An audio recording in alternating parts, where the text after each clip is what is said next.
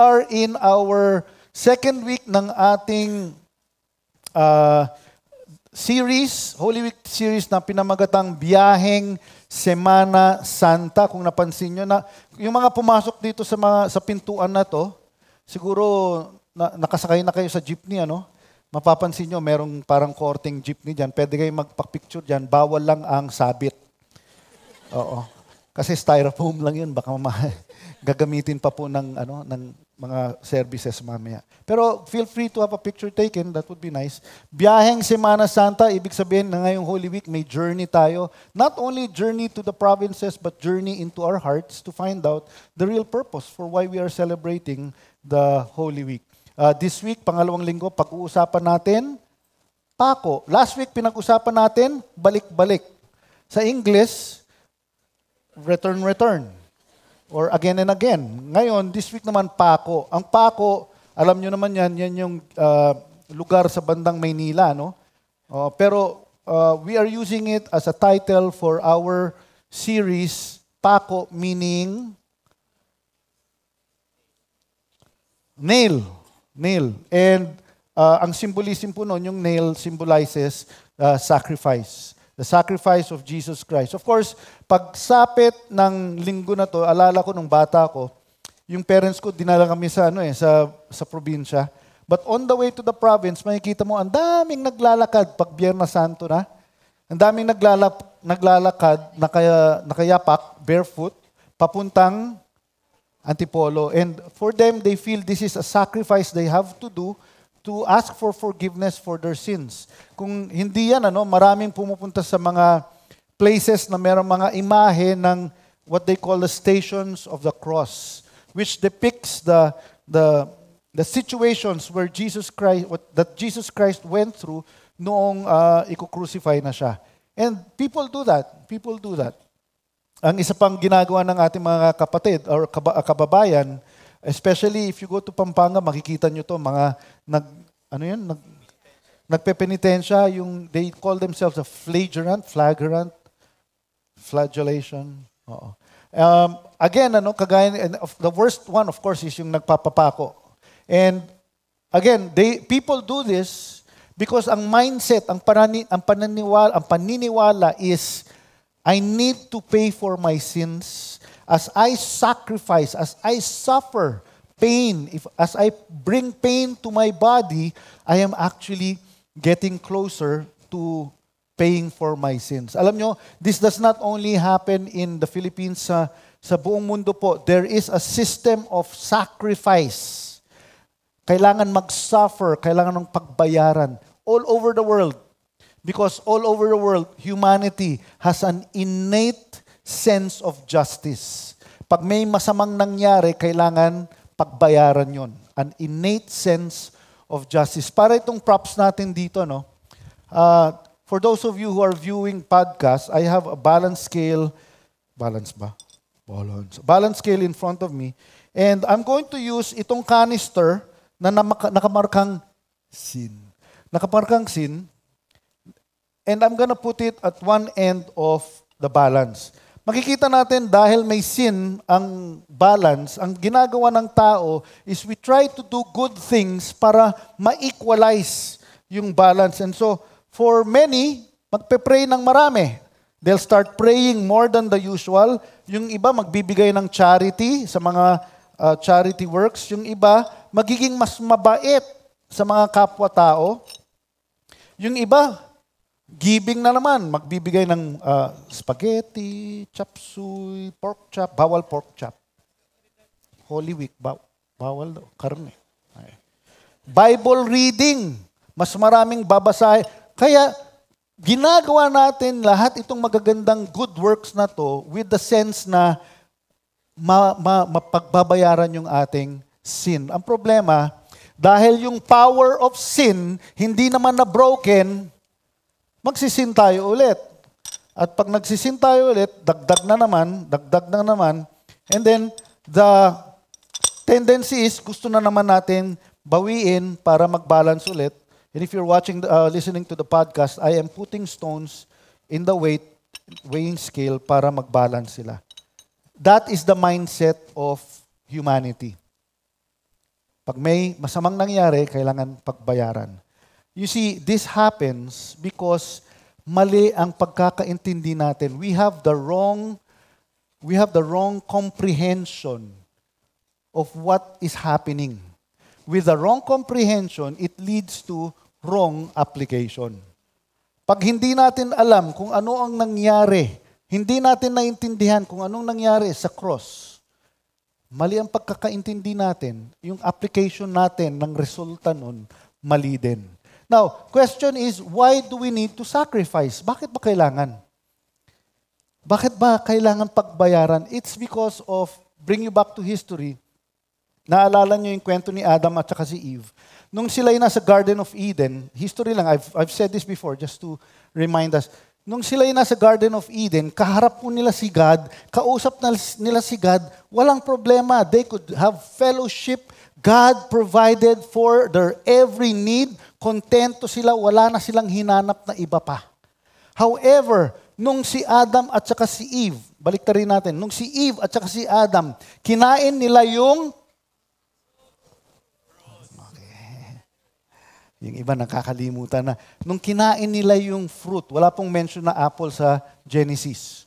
Nung kinain nila yung fruit, ang parang sinasabi nila, yung sinabi mong command mo, hindi ko susundin yon. My will be done, not your will. Yung sinabi mong command not to eat of the fruit, hindi ko gagawin yon. Gagawin ko yung gusto ko.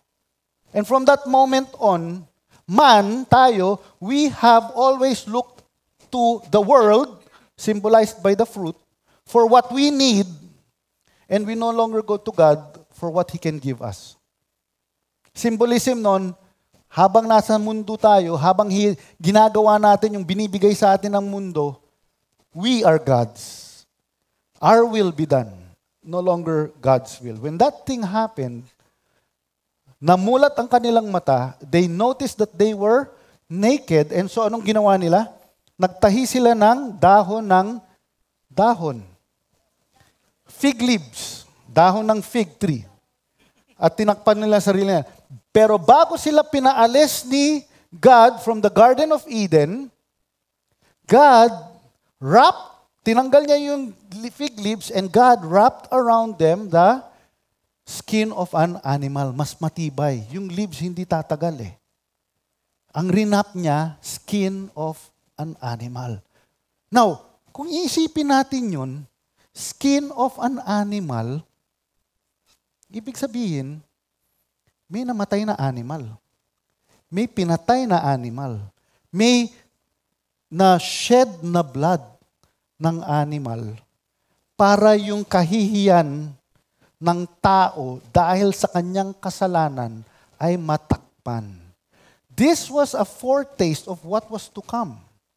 That there would be a need for blood to be shed, for life to be taken, so that sin would be forgiven. And so when Moses came, nagkaroon ng system of offerings. They would bring animals, sheep, goat, cow, elephant. May elephant ba? Wala naman sa... Sheep, goat, elephant, birds, doves, yan. Dinadala nila yan. Papatayin nila yan, kukunin nila yung dugo, tapos yung dugo ipapasok dun sa temple para ipapasok ng high priest doon sa Holy of Holies na lugar. Ang problema, yung sacrifice na yun, walang power na tanggalin yung sin. Yung sacrifice na yun, walang power tanggalin yung power ng sin. Yung sacrifice na yun, walang power tanggalin yung guilt. So after the sacrifice, magsisin sila ulit. After the sin, magkakaroon ng guilt sa loob ng puso. Pag may guilt sa loob ng puso, ang gagawin nila, magsasacrifice sila ng animal. Pag nag-sacrifice ng animal, magkakaroon ng pardon of sin. Pero again, hindi na patay yung power of sin, kaya balik sin na naman. Paulit-ulit lang yan. Paulit-ulit lang yan. Paulit-ulit lang yan. In effect, there was no effect. Walang epekto yung sacrifice system ni Moses. Bakit? There was no change. walang pagbabago sa buhay ng tao. After the sacrifice, pardon of sin, tapos sin ulit. So, what was needed was, kailangan may perfect sacrifice. Babasahin natin yung verse mamaya that says, yung sacrifice na yon imperfect eh.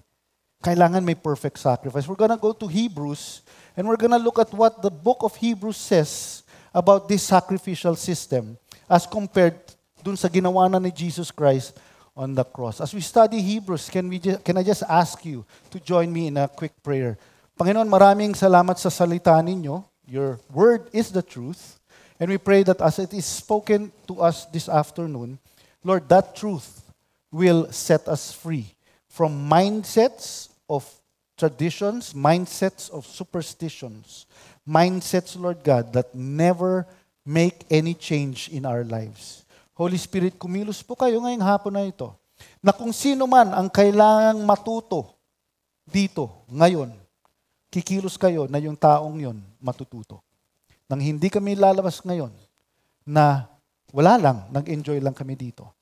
Bless the preaching of your word today. In Jesus' name we pray.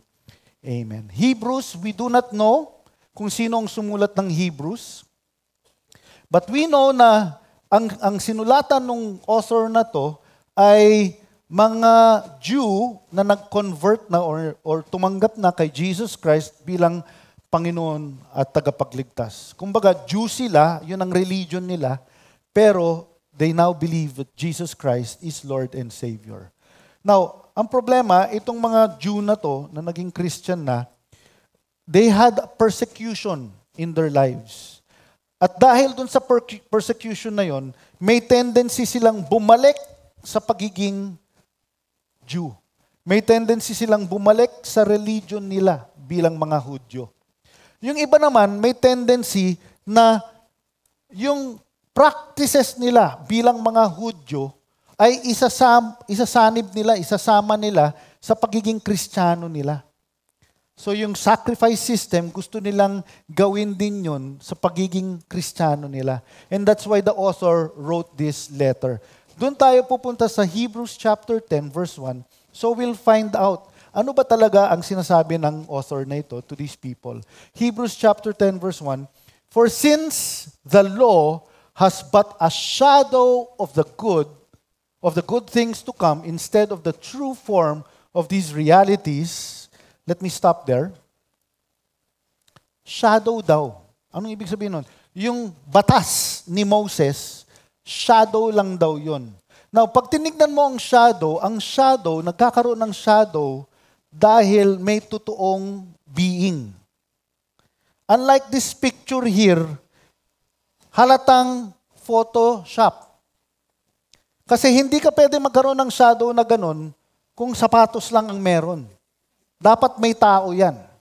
Ang totoong shadow is may tao or may bagay tapos nagka-cast ng shadow yung bagay na yon. Tulad ng picture ng bata na yon. The essence of a shadow means that the real thing is close by. Pag malayo yung bagay na yon, walang shadow. But when there's a shadow cast, ibig sabihin, the real thing is close by.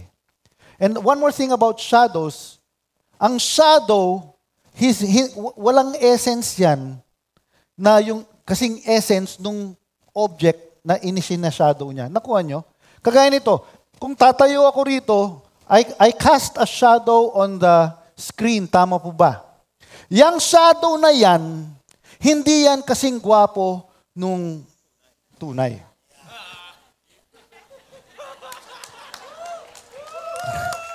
Sige, okay na. Magsasuffer na lang ako. That's what a shadow is. The shadow is nothing compared to the real thing.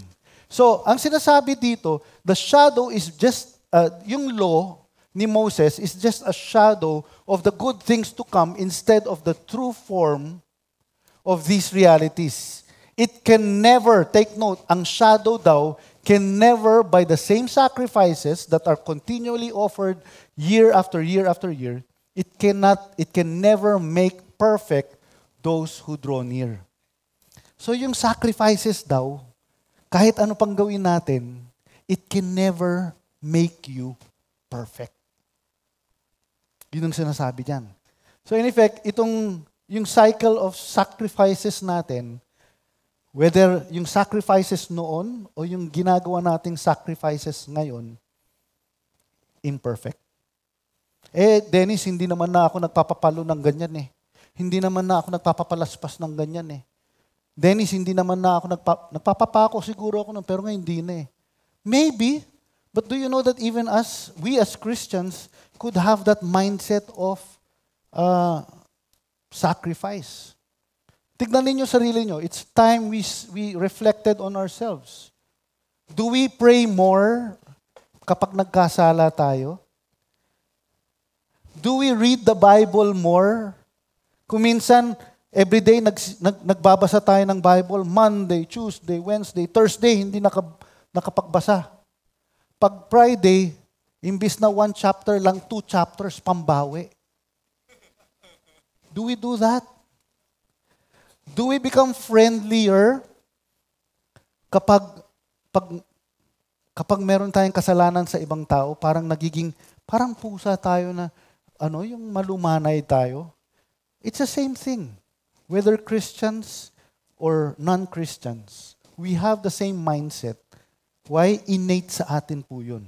And this thing is telling us, imperfect yung system na yan. So, Hebrews chapter 10 verse 3 further tells us, but in these sacrifices, there is a reminder of sins. Yung sacrifice daw na ganito, may guilt pa rin yun.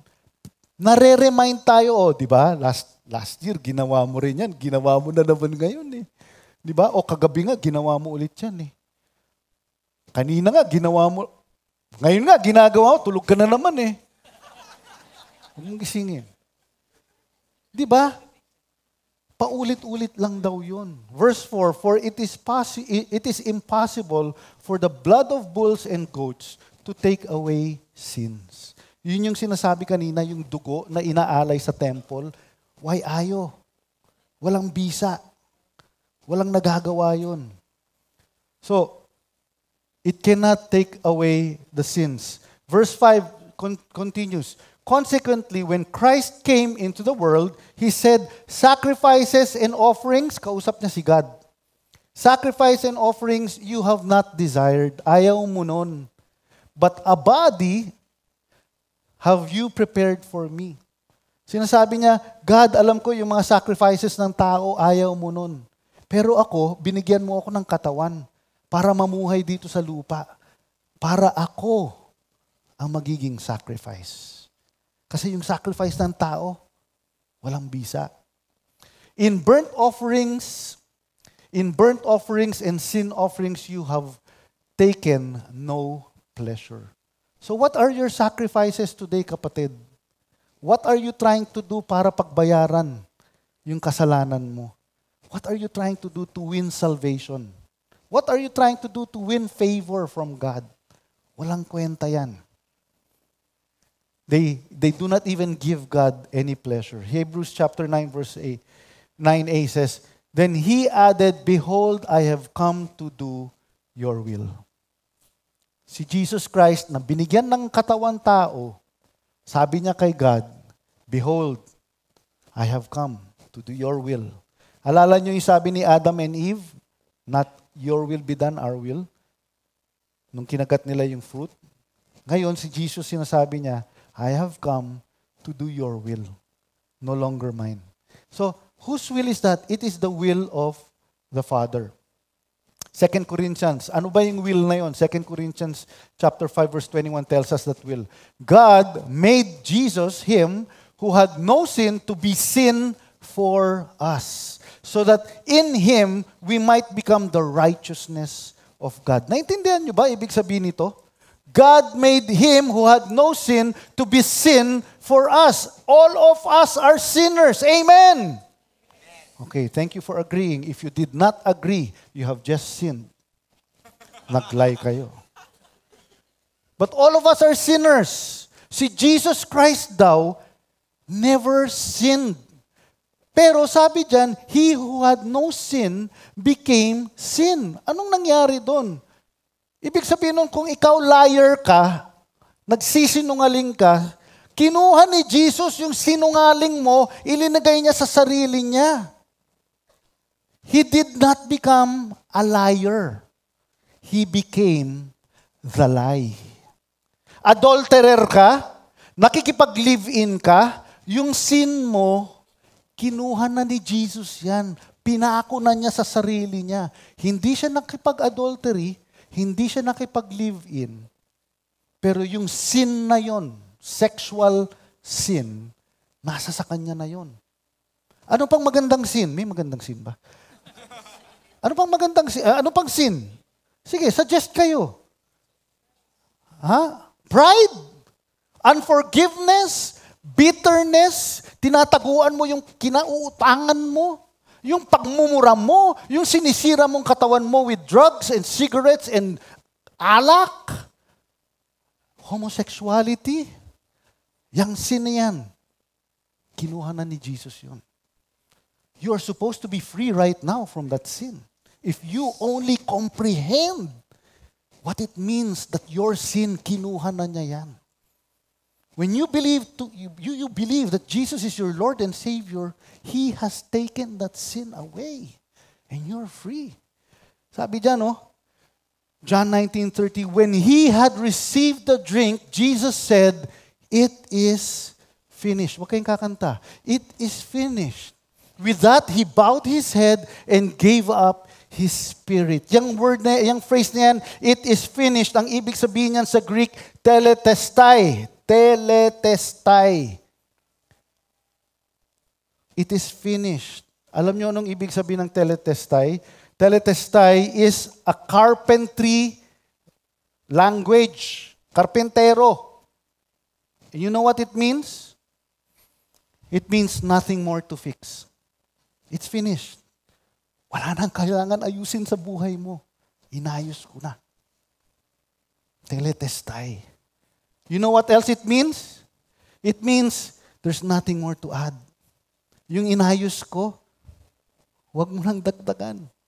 Hindi na kailangan. Pinako ko na sa krus ko. Let me just show you what it means. Ganito yan Kung ito yung sin, if you're on podcast, we're going back to the balance scale. Kung ito yung sin, okay, yung cross ni Jesus, what He did on the cross, no matter how heavy your sin is, dahil sa cross ni Jesus, kahit ano pa ang kasalanan mo, at nagsasala ka pa rin, dagdag yan, walang bawas, dagdag. Kahit wala ka nang idagdag sa cross ni Jesus, tapos na yung balanse. Tapos na. There's no more need to suffer. No more need to sacrifice. He has taken it all. Nothing to add. I think the Lord deserves a praise for that. Amen?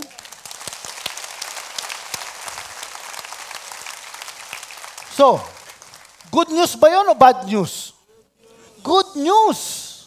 Good news yun. In fact, dun sa good news na yun, hindi lang natitigil dun yun. May implication yun. May resulta yun sa buhay natin bilang mga Kristiyano. Ang isang good news na sa Hebrews chapter 10 verse 10, and by that, dun sa ginawa niya, will we have been sanctified. Magiging holy daw tayo. That means made holy. Anong ibig sabihin ng made holy? Alam nyo, kaya pinalaya si Adam and Eve dun sa Garden of Eden dahil ang holy, si God, the Holy Father, cannot coexist with sin. Pag nakita niyang may sin, wapak! Alam niyo yung wapak? Durog yung wrath niya, wapak! Kasi galit na galit si God sa sin. Kaya pinaalis na lang niya. Sige, layas na lang kayo. Go. Hindi na lang siya titingin. Kasi pag tumingin siya, wapak. But what is He saying here? And by that, we will have been sanctified. Magiging holy muli tayo through the offering of the blood of Jesus once for all. Ibig sabihin niyan, Kung tulog ka ngayon, hindi, wag yun. Ibig sabihin yan, if while you're listening, hindi, yung tulog na lang. Kung tulog ka ngayon, tapos, wala na, hindi mo na namalay, namatay ka na. Okay? Pagkagising mong ganon, kaharap mo si God kagad. Nasa heaven ka na. And you can come into His presence. Bakit? Kasi holy ka na eh. Natatakpan ka na ng dugo ni Jesus. Ang nakikita niya, hindi na yung iwawapak niya. Ang nakikita niya, the blood of Jesus. Ayos. Come. Enter my presence.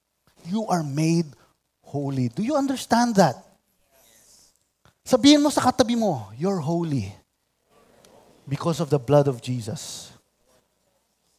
Kumbaga, no more balik-balik, kapatid.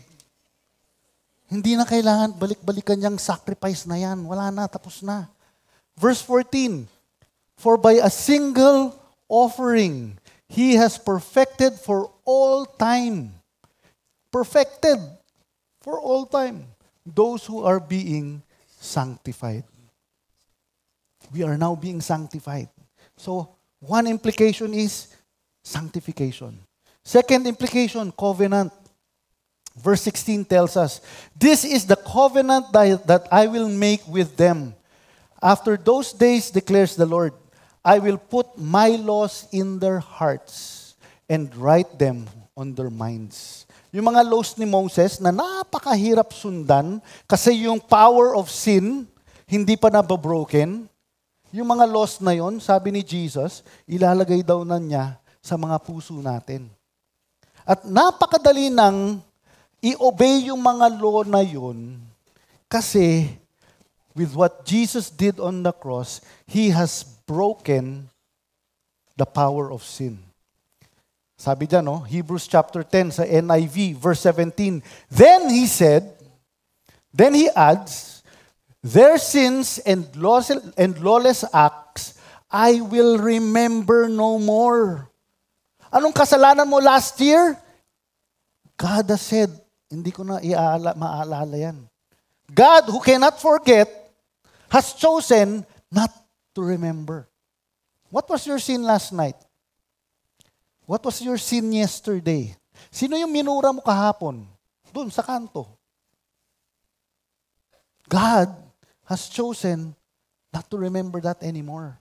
And where these have been forgiven, sacrifice for sin is no longer necessary.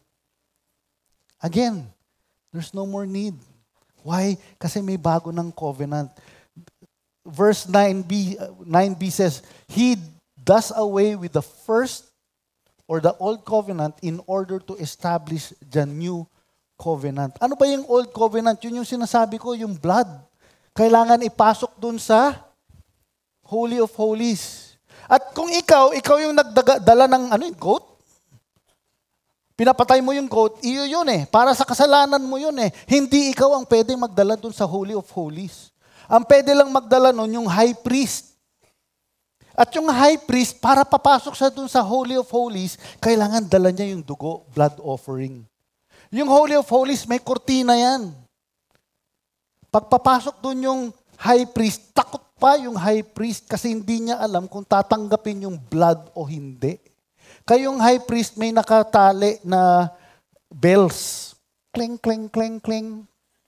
Tapos may nakatali na lubid. Pag pumasok dun sa curtain na yon, Holy of Holies, dala niya yung dugo. Kung accepted yung offering, buhay siya. Pero kung yung offering hindi accepted, wala nang kling, kling, kling, kling. Kasi patay na siya. Yung mga nasa labas, pinapakinggan, wala nang kling, kling. Hila na sila. Kasi patay na. That was the old covenant. What's the new covenant? The new covenant is in the blood of Jesus. And who was the high priest? The high priest was Jesus Himself. The high priest, yung dugo ng high priest, siya mismo ang nagpasok doon sa temple. When Jesus Christ died on the cross, something happened in the temple. Matthew chapter 27:51 sabi, at that moment that he died, the curtain of the temple was torn in two from top to bottom. Not bottom to top, signifying tao ang nagpunit. Top to bottom, signifying it was God who made the way through the blood of Jesus Christ. And yung high priest natin, hindi tao yun. Jesus mismo. Siya ang high priest. And the sacrifice is always accepted. Tapos na. Isa lang eh. Tapos na. Sanctification, covenant, huli. Because the curtain is now torn, we now have full access. Hebrews chapter 10 verse 19 says, therefore, brothers, since we have confidence to enter the holy places by the blood of Jesus, lahat tayo dapat may confidence ka na, Chong. Dude, do that. May confidence ka na dapat. Na pag nagkasala ka, no more katay-katay. No more balik-balik. Pag nagkasala tayo, come, let's go into the presence of the Father and say, Lord, I am sorry for my sins. I don't have to offer blood anymore. What He wants is a contrite heart, repentant heart. Yun ang hinahabol niya po. By the blood of Jesus, we have that confidence. And since we have a great priest, sino yung great priest na yun? Jesus Christ over the house of God. Let us draw near to God with a sincere heart in full assurance of faith. Let's go, dear. Bakit nasa malayo ka pa, kapatid? Bakit sinasabi mo pang, ang layo ko na kay God eh. Ang layo ko na eh. Aayusin ko muna sarili ko bago ako makakabalik. Hello, imperfect ka nga eh. Turn around. Repent. Say sorry. Ask for forgiveness. Draw near to Him. Pwede na. Kasi may dugo na ni Jesus Christ. Today, I have shown you a way to comprehend what Jesus did on the cross. If you have the right comprehension, it will lead to the right application. Alam mo po, may kwento, may bata, young kid.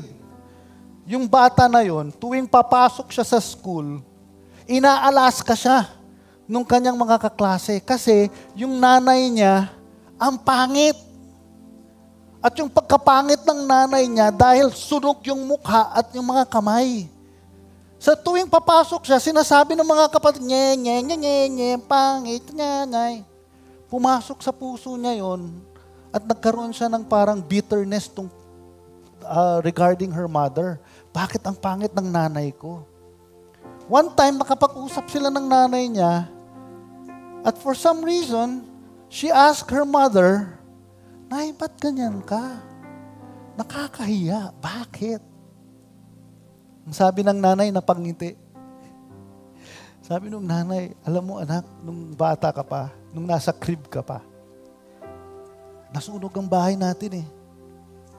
At nung nasunog yung bahay natin, yung crib mo, mauhulugan ng kahoy. Ang ginawa ko, tumakbo ako doon. Sinaklolo kita. Kinuha ko yung kahoy, naligtas ka. Pero in the process, nasunog yung aking yung mukha at aking mga kamay. Ganito ako ngayon dahil buhay ka. Or buhay ka ngayon dahil ganito ako ngayon. Alam nyo, from that time on, nagbagong paningin ng bata sa nanay niya. Naging proud siya sa nanay niya. Sabi niya, nanay ko, she loves me. She loves me. You see, when you have the right comprehension of why things are what they are, something will change in your heart. May magbabago. At ang application nun, magbabago din. Yung behavior mo, magbabago din. Yung puso mo, magbabago din.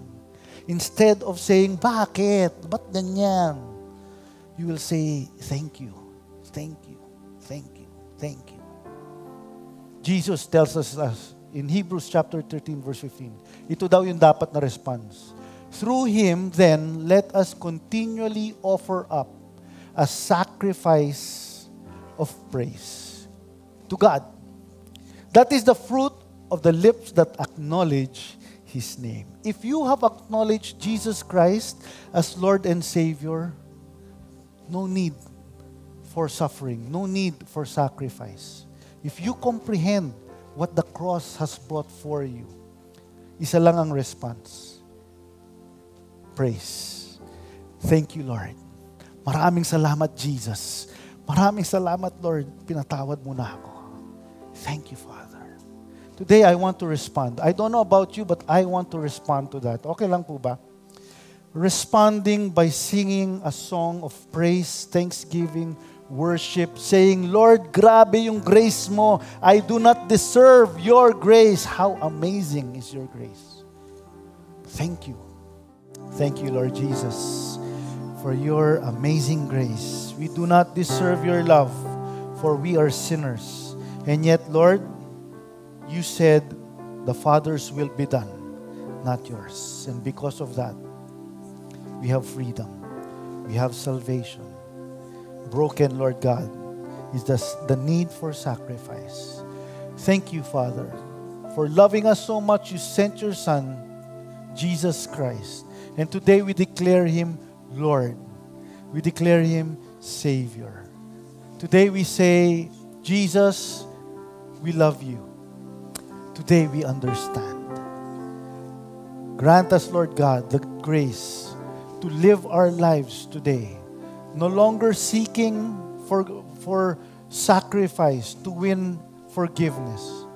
But Lord, we pray your presence will always be with us with a new covenant won by your blood. And because of that, today, this week, our entire lives, we will always be victorious. Thank you, Lord God, for your sacrifice. We return all honor and glory and praise and thanksgiving unto your name, for you alone deserve it. In Jesus' name we pray. Amen. Amen.